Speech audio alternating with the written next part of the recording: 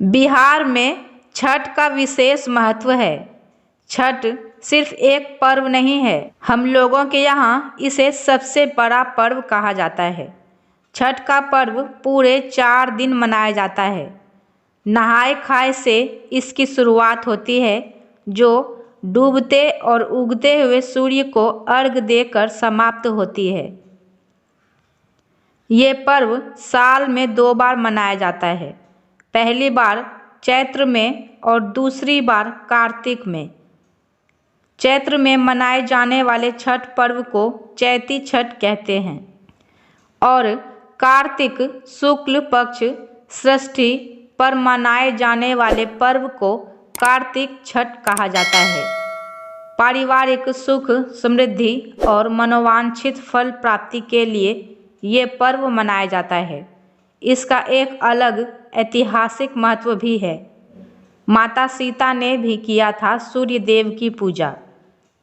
छठ पूजा की परंपरा कैसे शुरू हुई, इस संदर्भ में कई कथाएं प्रचलित हैं। एक मान्यता के अनुसार जब राम सीता 14 साल के वनवास के बाद अयोध्या लौटे थे, तब रावण वध के पाप से मुक्त होने के लिए उन्होंने ऋषि मुनियों के आदेश पर राजसूय यज्ञ करने का फैसला लिया। पूजा के लिए उन्होंने मुग्दल ऋषि को आमंत्रित किया।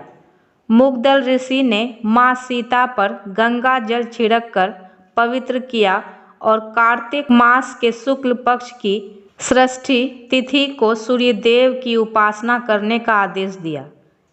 इससे सीता ने मुग्दल ऋषि के आश्रम में रहकर 6 दिनों तक सूर्य देव की पूजा की थी।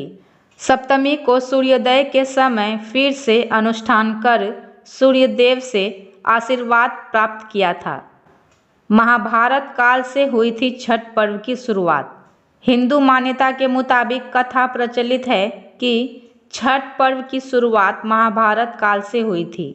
इस पर्व को सबसे पहले सूर्यपुत्र कर्ण ने सूर्य की पूजा करके शुरू किया था। कहा जाता है कि कर्ण भगवान सूर्य के परम भक्त थे और वो रोज घंटों तक पानी में खड़े होकर उन्हें अर्घ देते थे। सूर्य की कृपा से ही वह महान योद्धा बने। आज भी छठ में अर्घ दान की यही परंपरा प्रचलित है। द्रौपदी ने भी रखा था छठ व्रत। छठ पर्व के बारे में एक कथा और भी है।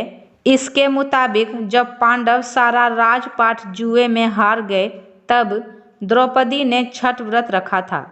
इस व्रत से उनकी मनोकामना पूरी हुई थी और पांडवों को सब कुछ वापस मिल गया।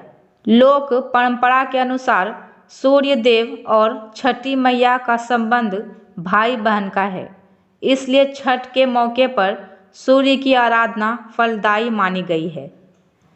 क्या है छठ का पौराणिक महत्व? इन कथाओं के अलावा एक और कथा भी प्रचलित है। पुराणों के अनुसार प्रियव्रत नामक एक राजा की कोई संतान नहीं थी। इसके लिए उन्होंने हर जतन कर डाले, लेकिन कोई फायदा नहीं हुआ। तब उस राजा को संतान प्राप्ति के लिए महर्षि कश्यप ने उसे पुत्रेष्टि यज्ञ करने का परामर्श दिया। यज्ञ के बाद महारानी ने एक पुत्र को जन्म दिया, लेकिन वह मरा पैदा हुआ। राजा के मृत बच्चे की सूचना से पूरे नगर में शोक छा गया। कहा जाता है कि जब राजा मृत बच्चे को दफनाने की तैयारी कर रहे थे, तभी आसमान से एक ज्योतिर्मय विमान धरती पर उतरा।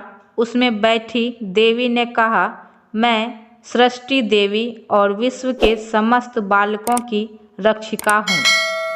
इतना कहकर देवी ने शिशु के मृत शरीर को स्पर्श किया, जिससे वह जीवित हो उठा। इसके बाद से ही राजा ने अपने राज्य में यह त्यौहार मनाने की घोषणा कर दी। मैं हूं सुगंधा और मेरे चैनल का नाम है सुगंधा ज्ञान सुगंध। मेरा वीडियो अगर आपको अच्छा लगा हो तो लाइक करें, कमेंट करें और मेरे चैनल को सब्सक्राइब करना ना भूलें। धन्यवाद।